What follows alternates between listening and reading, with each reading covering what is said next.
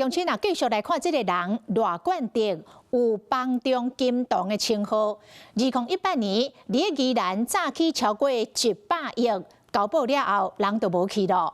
结果伊是走去恒春改一个名，伫咧校园活动，取得老师甲家长的信任了后，继续敛钱骗钱。去年底，互警方逮捕了后，这个未属是电影的诈骗案，才来现更。跟他们有关系？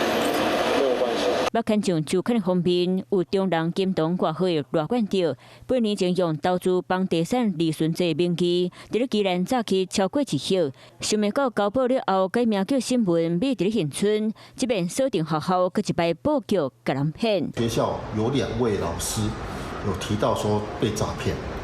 那我们原先还不晓得是他，但我们也觉得非常的震惊。恒春的国小校长出面受访问，讲到伊犯案的手法，就是对成功人士小几啊卡来拐人的钱。告诉他们就是有利息很丰厚的一个投资、土地买卖或者是买房子，因为老师们希望有在自产，他是说他有这样的一个管道。经过了解，罗冠德今做是成功人士，伫咧学校得到大家的信任，就开始用保证趁钱和建筑的专业，向人来投资。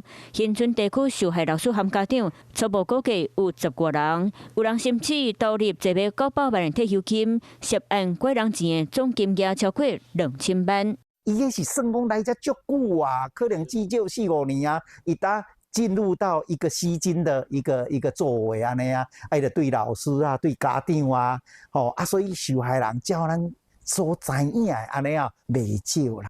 就亲像电影的诈骗故事，罗冠德去年12月被警察逮捕，以上归案了后，宜兰地院裁定羁押，检警嘛继续扩大调查。